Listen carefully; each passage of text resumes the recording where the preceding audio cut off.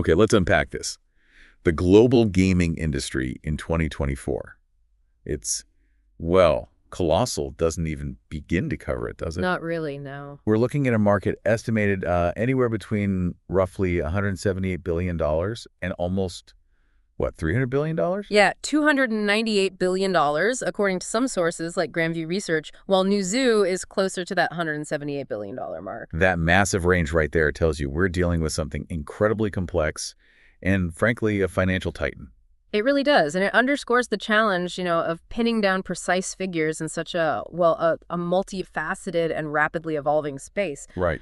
Those differing estimates often come down to what exactly is being counted. Are we just talking about game software? Or hardware, too. Exactly, or things like hardware sales, the Yeah. booming esports scene, maybe even in-game advertising. Are those factored in? Yeah, that makes sense. That distinction alone can lead to, well, pretty significant variations in the final number. Gotcha. And that's really our mission today, isn't it? Right. This deep dive is designed to cut through some of that noise, give you, the listener, a clear understanding of the gaming industry as it stands in 2024 based on the data we've pulled together. And then look ahead a bit. Yeah, we'll take a peek at what 2035 might bring. We'll be covering the market's sheer size, the key segments, who the major players are. The trends driving things forward. The trends, yeah, and also the hurdles the industry is currently facing. So to structure this, maybe we start with the current situation, the 2024 landscape. Perfect. Let's start there. Then we can delve into the crucial trends shaping the near future, say 2024, 2025. Right, and after that, tackle the challenges, the big issues for 2024. And finally pull together the projections, the expert opinions, maybe paint a picture of the gaming world in 2035. Sound good? Sounds like a plan. All right, let's dive into the numbers for right now. The global gaming market in 2024.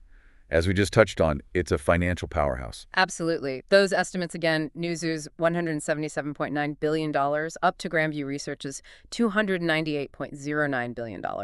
It's serious economic weight. It really is. Yeah. And what's fascinating, like you said, is digging into why those numbers can be so different. Yeah, it's not just guesswork. It reflects fundamental differences in how the market is defined, how it's measured. Like you mentioned, some reports might focus narrowly on video game software sales, just the games themselves. Right. Others take a broader view, encompassing the entire ecosystem. Consoles, PC hardware. Esports advertising. Esports, in-game advertising, yeah. And even the geographical scope can vary between reports. That makes a lot of sense. It's like looking at a car company's revenue, just the cars, or parts and service too. Exactly. Different research firms draw that line in different places for gaming. So while the precise figure might have some wiggle room, the main takeaway is clear. Gaming is a massive economic force. Undeniably. Now, what about growth? Feels like things are stabilizing a bit after that huge pandemic surge, right? Precisely. The industry saw really rapid annual growth, something like 13% between 2016 and 2021. But in 2024, the growth rate has moderated. It's more sustainable now. Okay. It suggests that the, exceptional demand we saw during lockdowns is normalizing as restrictions eased and, spending habits adjusted. So the crazy boom leveled off, but we're still seeing upward movement, just steadier. Exactly. More consistent speed. And here's a stat that really jumped out at me. Apparently, in 2023, video game revenue actually beat the combined revenue of streaming services and the global box office. Yeah, I saw that too. Bain & Company put the game figure around $196 billion. That really puts gaming's entertainment cloud into perspective, doesn't it? It certainly does. It highlights how central gaming is now within the whole entertainment landscape. It's often outperforming more traditional media. Wild. Okay, so we know the market's a giant. Let's break it down by platform. Wow. And, mobile gaming still seems to be king in 2024. Absolutely, no question. Mobile consistently accounts for roughly half of the global gaming revenue. Half, still. Yeah. We're looking at estimates ranging from about $92 billion up to maybe $97.6 billion in 2024. It's huge. And interestingly, some analyses suggest mobile was the only segment that actually saw growth this year, about 2.8% year over year. Just mobile grew. Its accessibility is just massive. Right. Smartphones, tablets, everyone has one. Sure. And this dominance, it's not just about revenue, it also really dictates the types of games being made, the monetization strategies across the whole industry. How so? Well, think about how many PC and console games now have mobile versions, or at least mechanics inspired by mobile games. That influence is huge. That's a key point, and it's not just the money, it's the design ideas bleeding over. Okay, what about the more traditional platforms? Consoles, PCs, still big players. They are, absolutely. Console gaming revenue in 2024 estimates are between, say, $42.8 billion and $51.9 billion. Okay. And PC gaming revenue falls somewhere in the $37.3 billion to $43.2 billion range. Still very significant numbers. Definitely. These platforms still cater to a really dedicated audience, often looking for, more complex, graphically intense experiences. The hardcore gamers, maybe. Often, yeah. But it is worth noting that some reports show a slight revenue decline for both consoles, maybe around 4% down to $50.3 billion. And PC, a smaller dip, maybe 0.2% down to about $41.5 billion in 2024. Interesting. Maybe that slight dip is part of that post-pandemic normalization we talked about? Could be. But then I also saw some data suggesting PC revenue actually grew, maybe 4% to $43 billion. Yeah.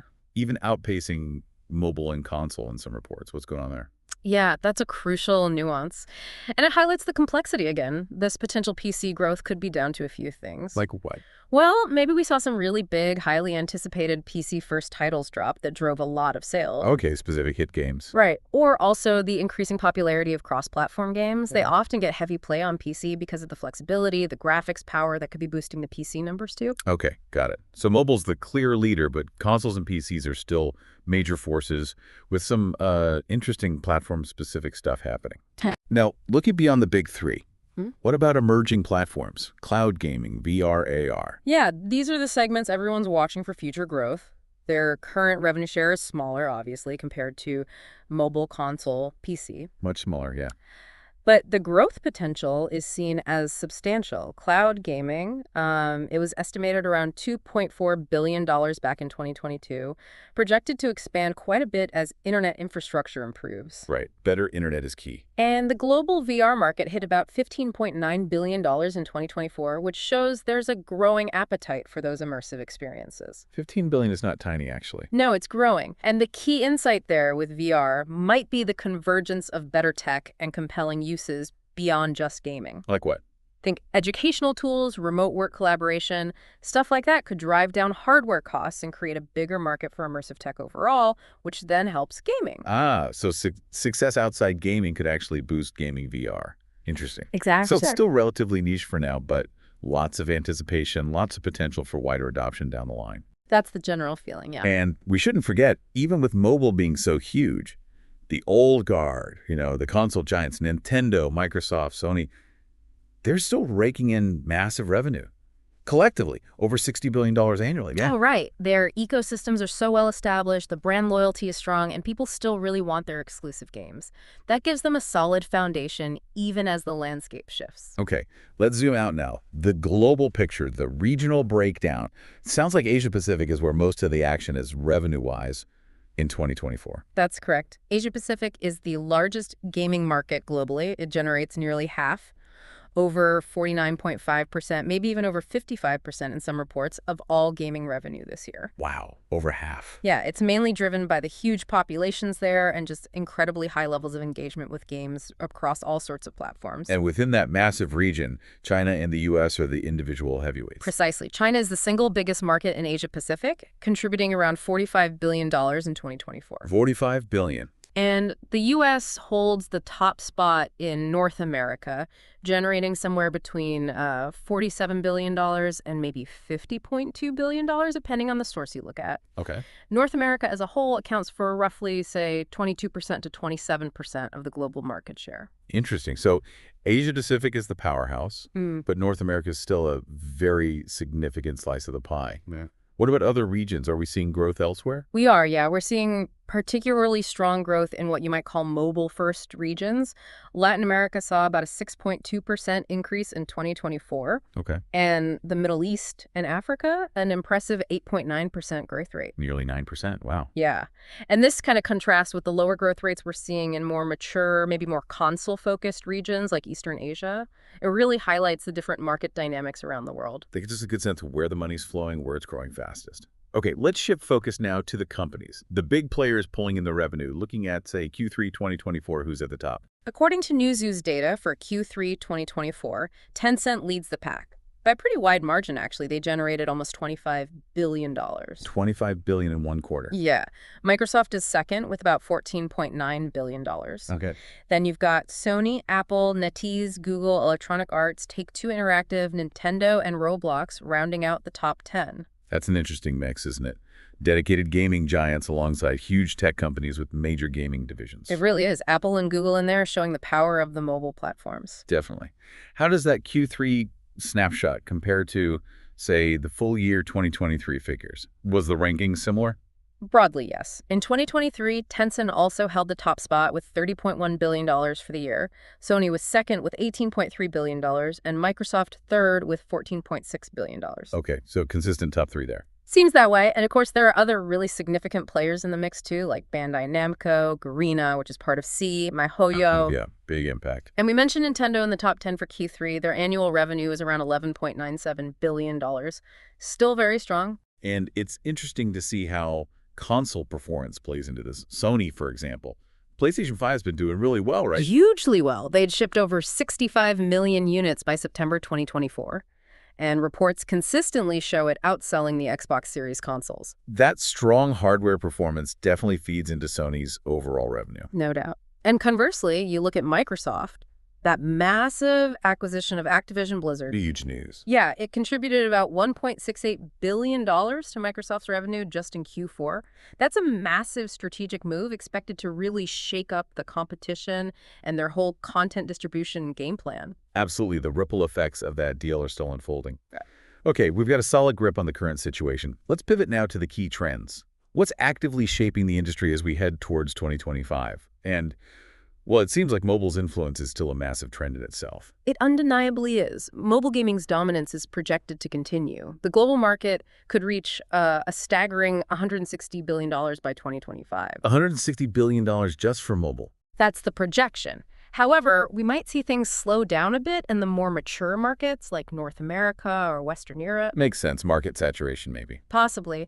But a really significant trend here is companies exploring monetization beyond the app stores. Oh, like direct-to-consumer. Exactly. Direct-to-consumer models, web stores, ways to avoid the platform fees, seeing some promising early results there. Interesting. Cutting out the middleman. And also, emerging markets are becoming crucial for future growth. Places like Turkey, Mexico, India, they're increasingly vital for spending growth. So while the established markets might be slowing, these newer regions are picking up the slack. What else is happening in mobile? We're also seeing consolidation, mobile game development.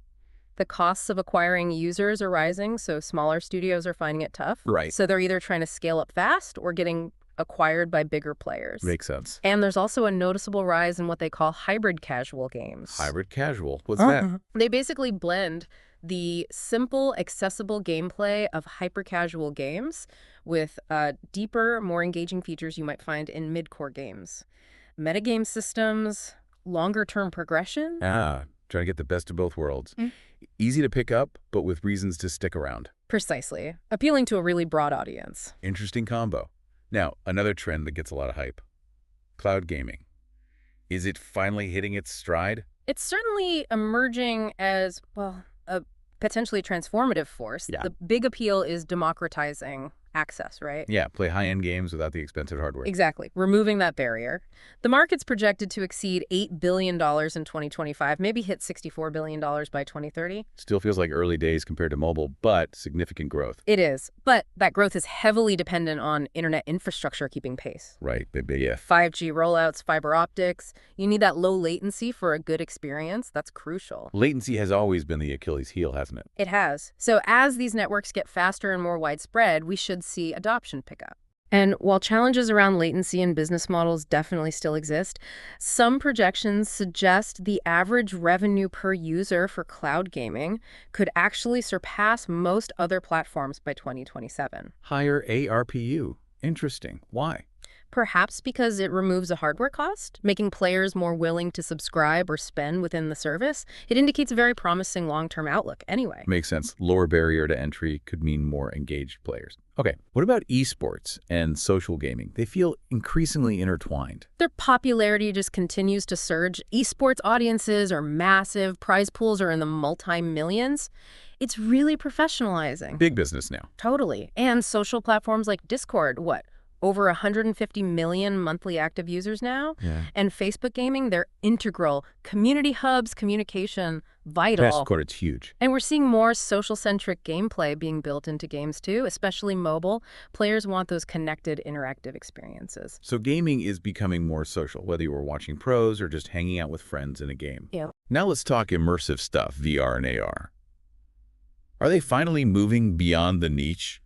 Well, the VR gaming market is poised for substantial growth. Projections are around $12.2 billion by the end of 2025. Okay, it's decent growth. And advancements in headsets like Meta's Quest Pro and others are definitely leading to more immersive, higher quality experiences. Right. And AR, while maybe not as focused on dedicated gaming hardware like VR, also presents huge opportunities by blending virtual stuff with the real world. Pokemon Go is the classic example, right? Chill. Years later. Exactly. Shows the potential. So VR for deep immersion, AR for integrating into the everyday. What's still holding them back from mass adoption, though? It really still comes down to cost and accessibility, primarily. The hardware... Still pretty expensive for most people. It can be, yeah. The initial investment is a barrier, though prices are coming down gradually. Slowly. But importantly, VR and AR tech are finding more uses outside gaming, like professional training, remote social interaction. We mentioned that earlier, yeah. And that diversification could help drive the tech forward, lower costs, and ultimately benefit gaming adoption, too. Makes sense. A rising tide lifts all boats. Okay, let's dive into a really fascinating, fast-moving area. AI in gaming. Sounds like it's becoming way more integrated. Absolutely. AI is being used more and more across different parts of game development. NPC behavior, for instance. Making characters smarter. Smarter, more believable, yeah. Also, generating content like environments or quests and personalizing the player experience. How widespread is this? A significant majority of major studios are reportedly using generative AI tools now to streamline workflows, potentially speed up development. Okay. And AI also has the potential to really boost player retention. Some studies suggest games using AI for adaptive interactions see like a 20% increase in players sticking around. 20%, that's huge. It is. Plus, AI is being used for stuff like automated game testing, quality assurance, making things more efficient behind the scenes. Sounds like AI offers a lot of potential wins for both developers and players. But there must be concerns too. Oh, definitely. Ethical concerns are a big part of the conversation. Bias in algorithms, data privacy, the potential for AI to maybe make games too addictive. These are serious questions. Crucial points. Now let's shift slightly to another hot, sometimes controversial topic. Blockchain and NFTs in gaming. Still a significant trend, despite the debates. It is, yeah. The core idea is introducing true digital asset ownership, allowing players to actually own, trade, sell their in-game items like never before. The promise of real ownership. Right, and that's led to the rise of play-to-earn models, or P2E. There's also talk of interoperability assets you own working across different games or metaverses. That seems like a big technical hurdle. It is, and there are other challenges too. Scalability of the blockchains themselves, the user experience crypto can be confusing for newcomers. For sure. And the regulatory landscape is still really uncertain. But NFTs are also being explored for powering virtual economies and metaverse platforms. So the potential for genuine digital ownership in new game economies is there. But lots of practical hurdles and, let's face it, some perception issues to overcome still. That sums it up pretty well. It's growing, but facing headwinds. And finally, a trend that just feels inevitable, really. Cross-platform gaming. Exactly. Players increasingly expect to play seamlessly across their devices, right? PC, console, mobile. Yeah, I want to play with my friends no matter what they're using. Precisely. So more and more top games support crossplay. It allows players on different platforms to matchmake together. Which is great. And games are increasingly designed with this in mind from the start. A unified experience, switch devices, keep your progress, your friends. It just makes sense. Benefits players by widening the pool, benefits developers with bigger communities. Win-win, really. Okay, so we've covered the current state, the big trends shaping the near future. Now, let's face the challenges. What are the major headwinds the gaming industry is navigating in 2024? Market saturation sounds like a big one. It really is. The sheer number of games released is just overwhelming. So much noise. Exactly. It leads to intense competition for players' time and money. And a huge chunk of that time and money gets concentrated in just a few mega popular titles. The big live service games, mostly. Often, yeah. Which makes it incredibly hard for new games, especially from indie devs or smaller studios, to just get noticed, to gain any visibility and build an audience in that crowded space. Must be daunting, like shouting into the wind. Another huge challenge seems to be the rising cost of making games, especially those AAA blockbusters. Absolutely. AAA development costs have been climbing steadily for years. Games are more complex, the tech is more advanced, player expectations are higher. Graphics, scope, everything. Right. Budgets can easily top $200 million now. And when you add marketing costs, some franchises are reportedly hitting like $660 million total investment. Whoa, that's movie blockbuster territory easily. Oh, yeah. And those costs put immense pressure on budgets. It often makes companies more risk-averse, less willing to bet on totally new ideas, new IPs. Safer to stick with the known franchises. Often, yeah. Sequels, established series, they feel like a safer bet when the stakes are that high. Understandable, but maybe stifles creativity a bit. That's the concern, definitely. And sadly, connected to these pressures, we've seen a lot of layoffs across the industry in 2024. Yeah, it's been brutal. Over 10,000 job losses just in the first half of the year. Something like that, yeah. It's down to a mix of things. That post-pandemic correction we talked about. The boom ending. Right, rising development costs, squeezing margins. And maybe some companies just overhired during the pandemic, expecting that rapid growth to continue indefinitely. Which you didn't. No. And this has led to studio closures, project cancellations. It's really tough for the people affected and not great for the industry's health overall. Definitely. And it fuels consolidation, too. Bigger, more stable companies are snapping up smaller studios that are struggling with costs or user acquisition. More M&A activity. Sounds like a really challenging time for many developers.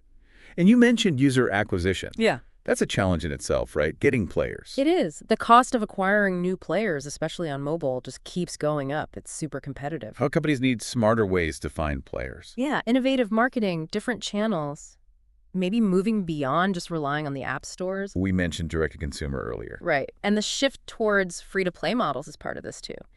Get players in the door for free. Hook up. Then focus on engagement and monetizing through in-game purchases over the long haul.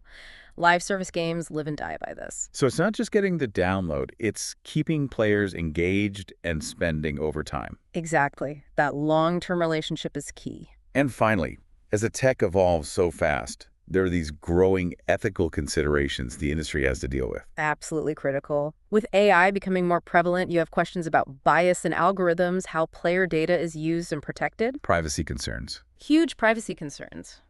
And even the potential for certain game mechanics, maybe fueled by AI, to become overly addictive. Responsible game design. Exactly. Plus, the regulatory side for things like blockchain and NFTs is still so murky, so uncertain, that creates risk for developers. Yeah, hard to build on shifting sands. And we're also seeing more pushback from some gamers about the feeling of not really owning their games anymore.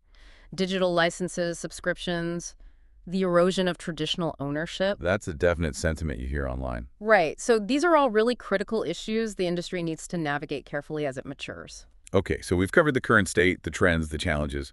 Now let's jump in the time machine. Fast forward about a decade. What are the experts predicting for gaming in 2035? Sounds like it's still growing significantly. Yeah, that's the general consensus, yeah. Continued significant growth. But when you look at the actual forecasts for 2035, there's a pretty wide range. Like how wide? Well, you see numbers like Market Research Future predicting $350 billion for the total market. MetaTech Insights sees game publishing alone at $244.5 billion. Yeah. Esports might be around $18–19 billion. Tabletop games, interestingly, around $5.3 billion. Consoles, maybe $70 billion. The overall video game market, maybe $300 billion in some estimates. Lots of different slices. Exactly. And then you get into the newer tech. VRR combined is sometimes projected as high as $300 billion itself. Whoa.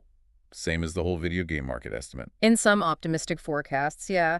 Cloud gaming estimates for 2035 range wildly, too, from maybe $30 billion up to over $236 billion. Huge difference there. And blockchain and NFTs and gaming, some forecasts are just astronomical, potentially reaching into the trillions. Trillions, seriously. That's what some reports suggest is possible, yeah. It really highlights the uncertainty, but also the perceived transformative potential there. So, okay, the specific numbers are all over the place, which makes sense looking over a decade out in tech. Right. So many variables.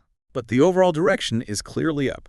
Continued substantial growth across pretty much all segments. That's the main takeaway. Fueled by more people getting access to gaming globally and all these tech advancements, those really high forecasts for blockchain and AR, even if optimistic, show how much impact people think they could have. Okay, so market gets even bigger. But how will we actually be playing in 2035? What's the platform mix going to look like? Mobile is widely expected to stay dominant, still the biggest piece. Maybe around $120 billion projected for 2035. Still number one. Yeah, growth might slow in mature markets, but adoption in emerging regions will likely keep driving it. Console and PC are also expected to grow, though. Oh, good. Not disappearing then. No, console market potentially reaching $100 billion, PC around $80 billion. Some expect a console rebound, actually, maybe driven by new hardware, big exclusives. Interesting. So the traditional platforms hold strong, but what about the newer tech?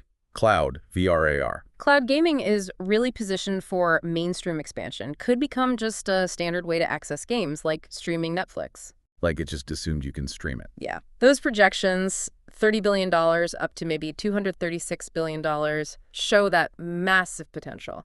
VR and AR gaming also expected to see huge growth. The combined $300 billion projection, again driven by better hardware and software. $300 billion. And cross-platform play is expected to just be the default by then. Assumed interoperability across devices. So a much wider range of ways to play, wherever we are. Let's dig into those emerging techs a bit more for 2035. VRR first. What do headsets look like then? Still big goggles? Hopefully not. The expectation is they'll become much more affordable, easier to use, and way lighter, maybe closer to like regular eyeglasses. That's the dream, isn't it? It is. VR tech could be integrated into more standard game genres, not just VR-specific ones. And AR glasses might become as common as smartphones. A primary interface for digital interactions, blending virtual stuff into our reality. Wow. So VRR expands beyond just gaming new entertainment forms, education, work. Right, that broader adoption driving things. Exactly. Challenges around cost, comfort, content will still exist, probably, but advancements in displays and processing should make a big difference. A much more seamless blend of physical and digital. Okay, cloud gaming in 2035, how mainstream? The prediction is widespread mainstream adoption. A standard way to play, like streaming video or music, is now. Okay. Assuming, again, that network infrastructure keeps improving. Fast 5G everywhere, fiber, maybe better satellite internet. That's the foundation. That was the foundation. If that's solid, you could access really high-end games on almost any screen with internet. No need for the expensive local hardware. The console or PC in the living room becomes less necessary. Potentially, yeah. Or it serves a different purpose. Low latency streaming tech, better video compression, those will be key. 5G is crucial there. Right. Cloud computing might just become the norm, even beyond gaming. High-end gaming on any screen, that's a compelling vision. Okay, AI in 2035, how does it change game development and playing? It's expected to be everywhere, permeating almost every stage of development, creating assets, textures, music, maybe level layouts. Generated by AI? Potentially, yeah. Handling more of the routine stuff, maybe freeing up human devs for more creative work. Okay. And in the games themselves. Much smarter, more adaptive NPCs. Behaviors that feel genuinely real, dynamic. Less repetitive dialogue. Hopefully. And highly personalized storylines. Worlds that adapt to your choices. Procedural content generation, creating vast, diverse worlds. Almost endless games. That kind of potential. AI personalization could also really boost engagement, tailor monetization. But again, the ethical side needs careful handling as AI gets more powerful. Absolutely critical. AI sounds like it'll be a fundamental building block. Yeah. And finally, blockchain and NFTs in 2035. What's the long-term view? Still transformative. The potential is still seen as transformative, yes. Yeah. Enabling that true digital ownership, fostering play-to-earn economies. NFTs could power virtual economies in metaverses, creating new forms of digital commerce, verifiable scarcity. Maybe even asset interoperability across games becomes more common. Using your cool sword in multiple games. That's the vision. And again, those huge market projections, even into the trillions, show the scale of the ambition. But the challenges we talked about, Scalability, user experience for non-crypto folks, regulation, those still need to be solved for mainstream adoption. And the game economies themselves need to be sustainable, right? Not just hype cycles. Exactly. Long-term economic stability is crucial. So massive potential, but still requires significant development and acceptance. Okay, with all this tech changing things, what about business models in 2035? How do companies make money? Free-to-play with in-app purchases is expected to remain dominant. It just works so well for attracting huge audiences. It's still the king. Probably. Subscription services like Game Pass or PlayStation Plus will also likely keep growing. Access to big libraries for a flat fee is popular. Definitely convenient. We might see more direct-to-consumer models, though. Publishers selling directly, maybe bypassing platform stores more often. Like cutting out the middleman again? Could be. And advertising might become more common even in PC and console games, integrated somehow. And that games as a service model, ongoing updates, live events, monetization after launch, that's expected to continue its rise. So a mix of familiar models evolving, plus maybe more direct approaches. Keep players engaged long-term. That's the name of the game, yeah. Long-term engagement. And lastly, regional growth. Asia-Pacific stays on top, but where else is big growth expected by 2035? Asia-Pacific is projected to remain the largest market, yeah. But significant growth potential is seen in India, Latin America, and the Middle East and Africa. The emerging markets we mentioned earlier. Exactly. Driven by more people getting online, more smartphones.